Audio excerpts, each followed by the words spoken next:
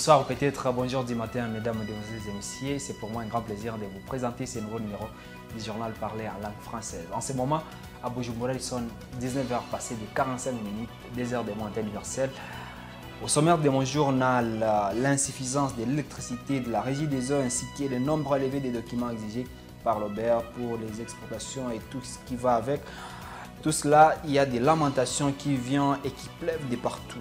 Qu'est-ce que nous réserve Arlé Loris Ndongozi? C'est au début de ce journal. Et dans ce même journal, ces derniers temps, il se remarque les habitudes des conducteurs des véhicules, surtout des bus de transport en commun, qui remettent leurs engins trop tôt, alors qu'en ce moment même, en ville, il y a encore des files d'attente.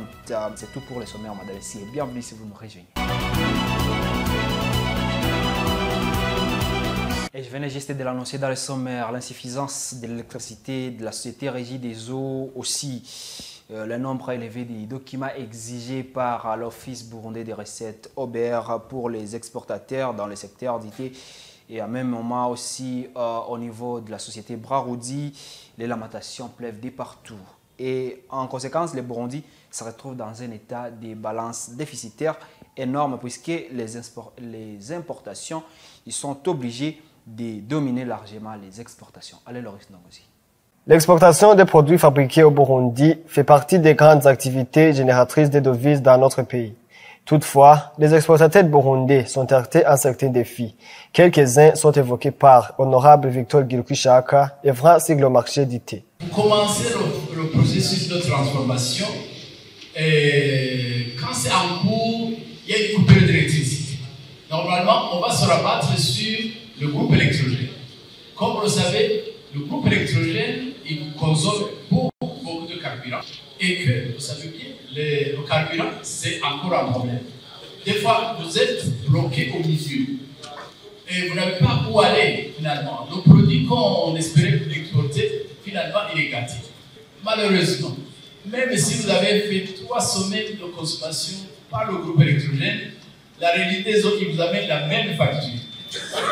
Comme si vous avez tourné l'énergie de la réalité des autres continue. Les procédures de l'Aubert sont énormes, donc ils freinent franchement la facilité d'exportation. Il n'y a pas de guichet unique pour les exportations.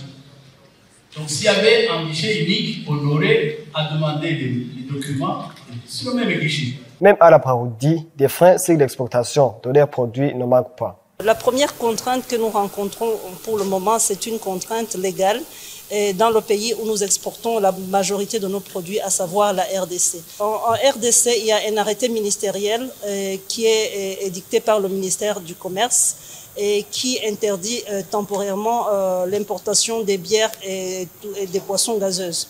Et cet arrêté est produit chaque année et ça ralentit constamment nos productions sur une période de 3 mois, le temps que nos distributeurs puissent demander des dérogations. Et ces dérogations sont toujours données difficilement et à un prix très élevé. En 2022, la valeur des importations représentait 1,260 milliards de dollars, au moment où celle des exportations représentait seulement 208 millions de dollars, une balance affichant un déficit de plus d'1 milliard de dollars, selon un article publié le 11 octobre 2023 par Yaga. Les matériaux de construction ainsi que d'autres marchandises qui ne réunissent pas des normes exigées, ils se remarquent encore sur les marchés burundais. Et alors, pour cela, les bureaux burundais de normalisation et de contrôle de qualité BBN invitent tous les commerçants, toute personne qui exerce ces activités à passer auprès de son bureau pour s'imprégner des normes sur les marchandises avant de continuer avec leur business.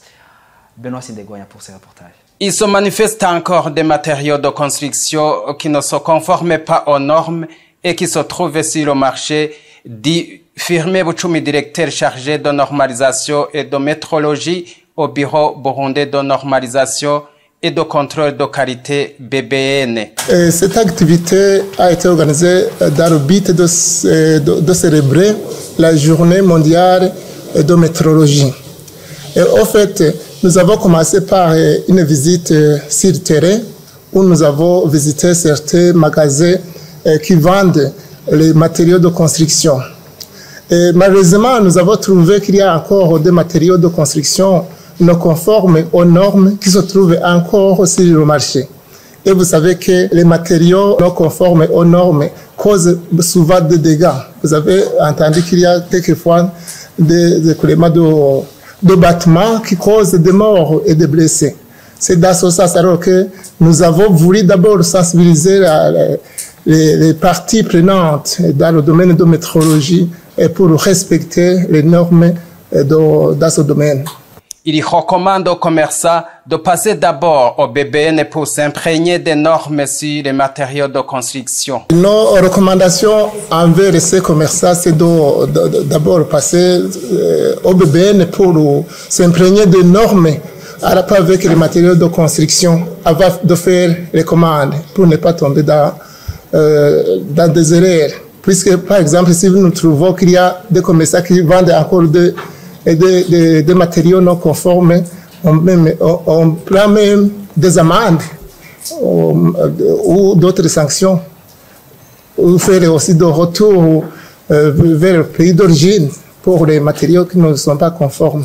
Vous saurez que la Journée mondiale de la métrologie, qui a été officiellement signée le 20 mai 1875, est célébrée pour la première fois au Burundi sous le thème « La durabilité ». Et c'est remarqué en ces temps cette habitude de la part des conducteurs des bus de transport en commun en mairie de Bujumbura qui consiste à remettre trop tôt et à aller garer leurs véhicules, leurs engins dans des parkings, alors qu'en ce moment même, il y a encore des longues files d'attente au centre-ville de Bujumbura. N'est-ce pas, Annie-Laurine Kakunze? Cela fait que les véhicules privés puissent jouer ces rôles de déplacer ces citoyens, parfois même dans le non-respect des règles en matière des lois régissant la circulation routière.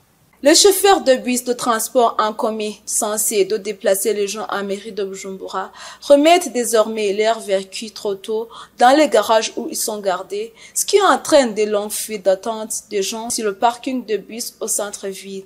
Le colonel de police Jimmy Ndaishimiye, chargé de sécurité en mairie de Bujumbura, promet d'une solution dans un bref délai quant à ce problème. Twarashoboye gufata ingingo ziza zorohereza bene gihugu kugira mu ibihe by'amasaha yo kwiyunguruza. On a pu prendre quelques mesures qui pourront aider, faciliter ces paisibles citoyens de voyager, de se déplacer dans de bonnes conditions. Et les suivantes sont annotées. Premièrement, si le carburant du mazout est déjà disponible dans des stations-service, ces stations savent bel et bien que les premiers à être servis doivent être ces bus de transport en commun. Et puis ensuite, les autres pourront suivre. Deuxièmement, on a disponibilisé les agents de police qui suivent que ces bus stationnent dans des lieux appropriés et qu'ils ne puissent pas faire demi-tour ou faire arriver les passagers ou ne arrivent pas à destination. Troisièmement, on a ordonné aux pompiers, lorsqu'ils servent du mazout à ces bus de transport en commun, ils doivent écrire le numéro d'immatriculation de ces véhicules et l'envoyer dans les groupes WhatsApp qu'on a créé, qui est constitué des gens chargés des transports en commun. C'est là dans le but d'éviter des mauvaises manières, d'éviter du carburant de la part de ces chauffeurs et aussi de faire des fraudes. Cette situation donne place aux véhicules privés de déplacer les gens en masse dans leur quartier, ce qui va même parfois à l'encontre de plusieurs lois en matière de la circulation routière. À présent, le podium de la santé, les médicaments doivent jouer un rôle très important dans la favorisation et la promotion de la santé publique. Mais si cela est utilisé d'une façon irrationnelle, cela peut s'avérer très dangereux et peut conduire inévitablement à des conséquences très désastreuses. Voilà pourquoi il est strictement interdit de prendre des médicaments non prescrits par les médecins, des pairs, que cela ne s'avère très dangereux pour l'organisme, spécialement pour leur, comme nous les explique le neurologue Dr Roméon Irangoun à travers ce reportage de Patrick Atang. Il y a des médicaments nocifs et dangereux pour les reins ou autres organes vitaux, affirme Dr Roméon Irangoun, le neurologue. kenshi amasigo niyo aweyimina iyo amasigo yatagikora neza nukucuraba ingene umuti uwani ko hari ibiti idakenewe. Les reins sont destinés à éliminer tout ce qui est consommé y compris les médicaments. Si cet organe ne fonctionne plus normalement, il faut faire attention au type de médicaments pris, soit des médicaments traditionnels, des médicaments antidouleurs ou anti-inflammatoires, comme l'ibuprofène. Tous ça sont défendus pour le patient de l'insuffisance rénale, car ça aggrave les complications de la maladie. C'est le docteur Lomeo Irangunda. Il est strictement interdit de prendre n'importe quel médicament non prescrit par le médecin. L'automédication est interdite pour les patients de rein, les hypertendus, les diabétiques ou quiconque souffre d'une maladie chronique. Seul le médecin a droit de prescrire le médicament à consommer selon la maladie chronique enregistrée dans l'organisme.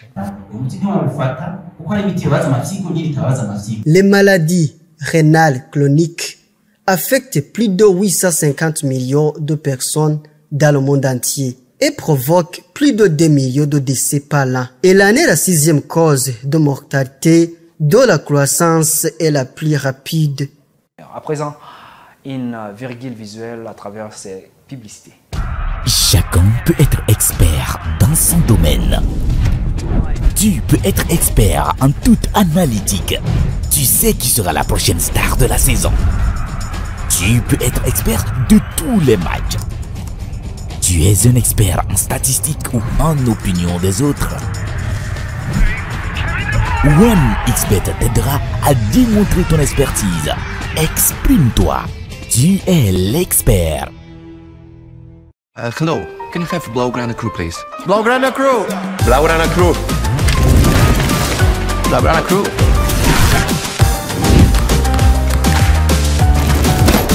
Here is the Blaugrana Crew. Rejoignez le Blaugrana Crew, participez à la promotion et gagnez des prix offerts par OneXBet et le FC Barcelone.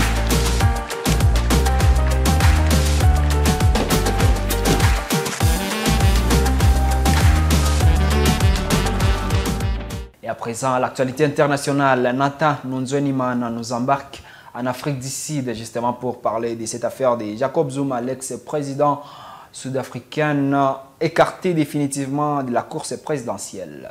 En Afrique du Sud, la justice exclut l'ex-président Jacob Zuma des élections prévues le 29 mai. La justice a définitivement tranché. Jacob Zuma ne pourra se présenter lors des élections générales prévues le 29 mai. La Cour constitutionnelle d'Afrique du Sud a déclaré lundi 20 mai que l'ex-président Jacob Zuma était inéligible en raison d'une condamnation à la prison en 2021 et a prononcé son exclusion discrète à venir. Jacob Zuma a été reconnu coupable d'une infraction et condamné à une peine d'emprisonnement de plus de 12 mois, a déclaré la juge Léona Théron à la lecture de la décision qui peut faire l'objet d'un appel. Par conséquent, il ne peut être membre de l'Assemblée nationale et ne peut se présenter aux élections, a-t-elle ajouté. Lors des 10 heures de débat, plutôt à Medalimpov, représentant Jacob Zuma avait tenté de faire valoir que l'ancien président ne pouvait être considéré inéligible puisque sa peine de prison a été écourtée. Incarcéré en juillet 2021, le sulfureux leader n'a pas que pris de 2 mois derrière les barreaux bénéficiait d'abord d'une libération conditionnelle pour réseau de santé, puis d'une remise de peine. Les sinistrés de Coronti réclamaient toujours de l'aider. Ils se disent aujourd'hui abandonnés par l'État dans le quartier de Coronti à Conakry. Les rescapés de l'explosion du dépôt de carburant réclamant la reconstruction de leur maison, c'était il y a 5 mois. La catastrophe avait fait au moins 25 morts et des dizaines de blessés. Dans ce quartier dévaste, un homme tentait de porter les revendications des habitants. Il vient d'être condamné pour injure publique à 3 mois de prison avec sursis. Ainsi prend fait ce journal, madame et messieurs. Merci de l'avoir suivi avec intérêt. D'ici là, portez-vous bien, prenez soin de vous et de vos proches. car demain est une nouvelle vie. Je vous rappelle que ce journal s'est retrouvé dès que vous voulez sur votre appareil Android. Allez sur YouTube et tapez @BTV Burundi. À très bientôt.